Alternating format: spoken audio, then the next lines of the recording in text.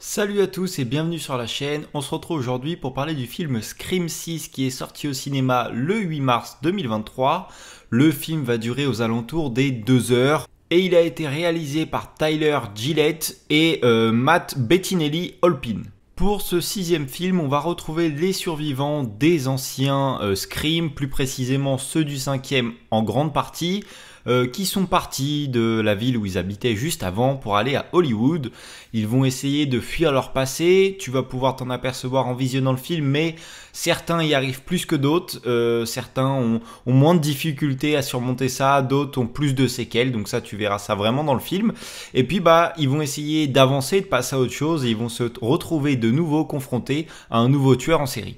Alors on nous a vendu ce nouveau Scream comme différent des autres. Alors ce qui est un petit peu difficile pour moi de juger, c'est que j'ai commencé à regarder Scream à partir du 5, je n'ai pas du tout vu les premiers.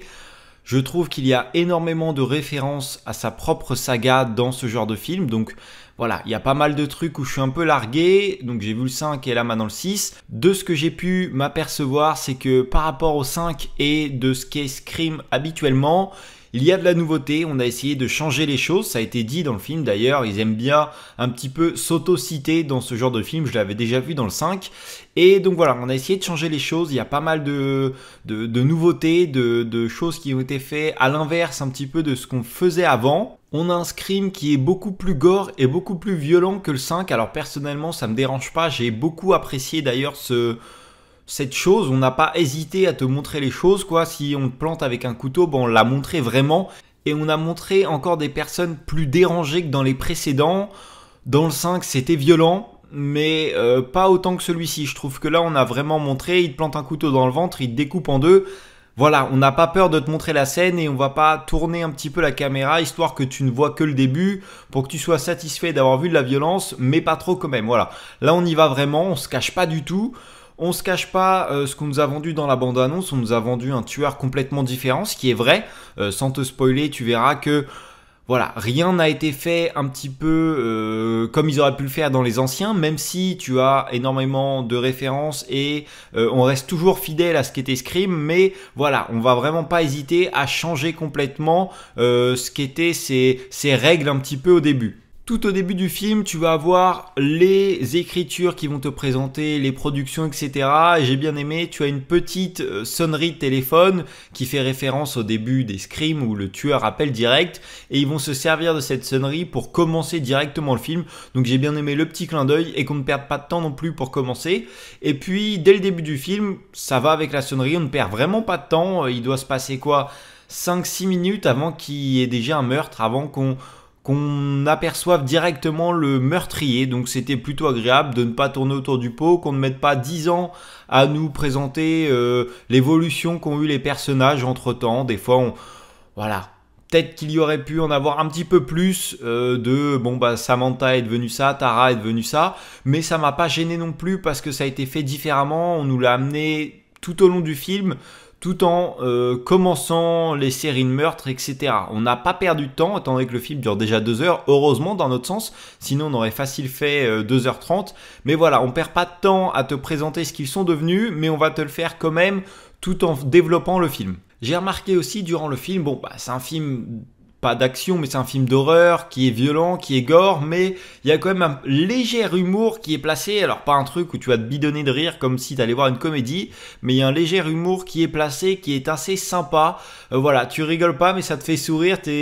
Je sais pas, c'est quelque chose qui est bénéfique pour le film en tout cas. J'ai remarqué aussi un petit détail, mais c'est que Tara, dans le 5e film, s'était fait planter la main, et que dans celui-ci, il y a une petite scène où on voit sa main, et elle a toujours une cicatrice dessus. Donc voilà, c'est rien, mais c'est agréable de voir qu'on n'a pas oublié le précédent film. J'ai également bien aimé, c'est que Sidney n'est pas là dans ce film-là, hein, ça avait été dit bien avant, on le savait, pour moi ils allaient faire l'impasse, ne pas du tout en parler, et ils sont quand même donné la peine de trouver une petite excuse, quelque chose qui pourrait être complètement valable. Quand les meurtres vont commencer à arriver, voilà, tu apprends qu'elle est partie mettre sa famille à l'abri, qu'elle ne veut plus du tout être mêlée à ça.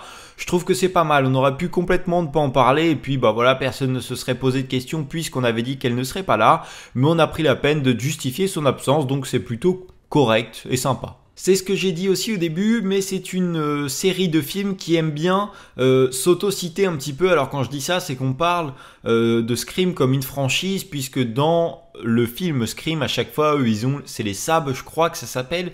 Donc c'est en gros le Scream, mais dans le film.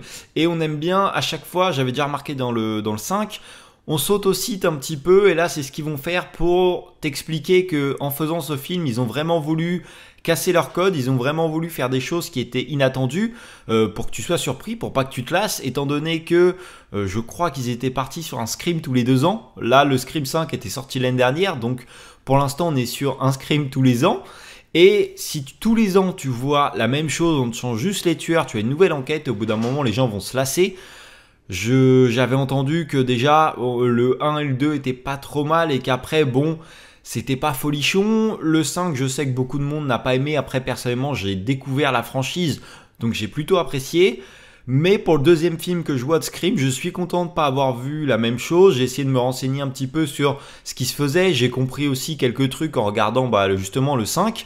Et voilà, ça a été agréable de voir autre chose, qu'on ne reste pas cloué dans les codes qu'il s'était fixés à la base. Il y a une scène aussi où j'ai entendu certains youtubeurs en parler, c'est une scène que tu vois dans les extraits, c'est la scène du train, et je l'ai trouvée super bien faite. Cette scène est vraiment très angoissante, elle dure pas trop longtemps, mais suffisamment pour que vraiment tu sois dans l'angoisse, tu ne saches plus vraiment ce qui va se passer. Tu te dis bon, elle va mourir, ils vont pas mourir, t'es vraiment perdu, tu commences à chercher un petit peu partout et au final, tu ne sais plus du tout ce qui va se passer, tu ne sais pas si il va apparaître, si il ne va rien du tout se passer, on a vraiment juste fait ça pour te stresser et j'ai trouvé que l'ambiance qui a été établie, la lumière va vraiment se couper souvent, t'as un espèce de jeu un petit peu du 1, 2, 3 soleil qui est assez sympa aussi, mais voilà, vraiment la réalisation de cette scène est vraiment très réussite et du coup ça rend vraiment pour le spectateur assez angoissant.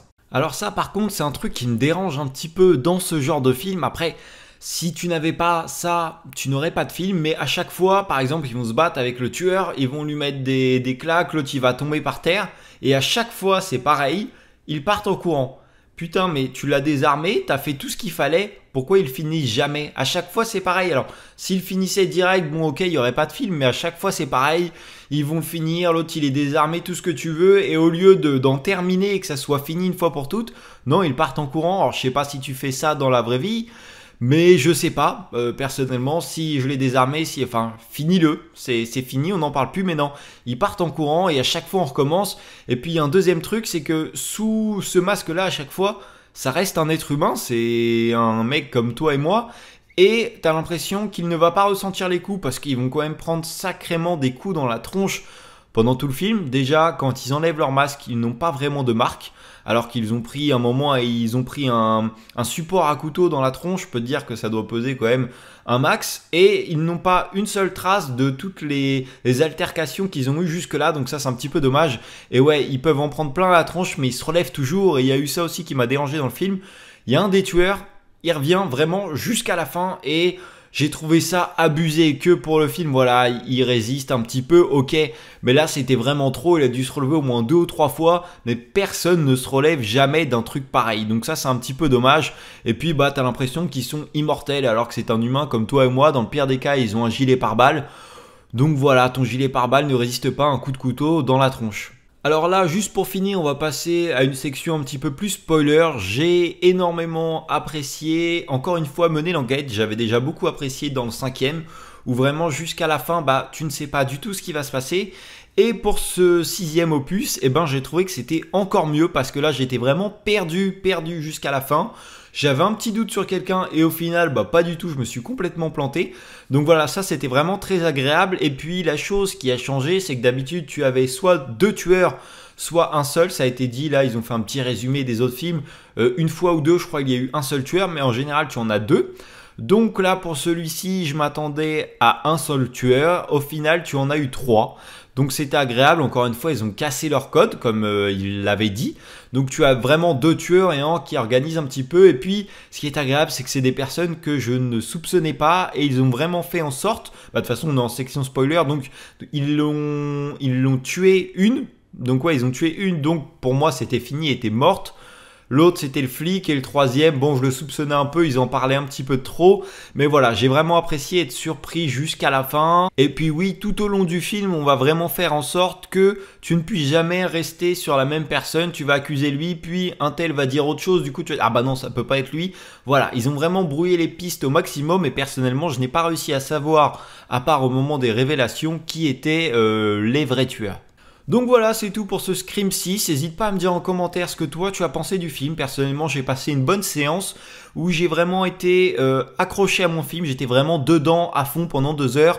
Je l'ai pas vu passer. C'était vraiment violent et assez gore, donc j'ai vraiment apprécié. Les tueurs étaient vraiment dérangés et tu vois que ça a vraiment impacté aussi les victimes du coup. Ils ont fait en sorte qu'à la fin ça se termine pas trop mal. Au début j'ai eu un petit peu peur quand tout le monde était mort, il en restait plus que 2. Et ils ont fait en sorte vraiment tout à la fin que ça finisse bien. Donc c'était plutôt cool aussi, j'ai bien apprécié ça. Donc voilà, dis-moi en commentaire ce que tu as pensé de ce film. N'hésite pas à liker la vidéo et à t'abonner à la chaîne si ce genre de vidéo te plaît. Moi je te dis à la prochaine pour une nouvelle vidéo. Salut!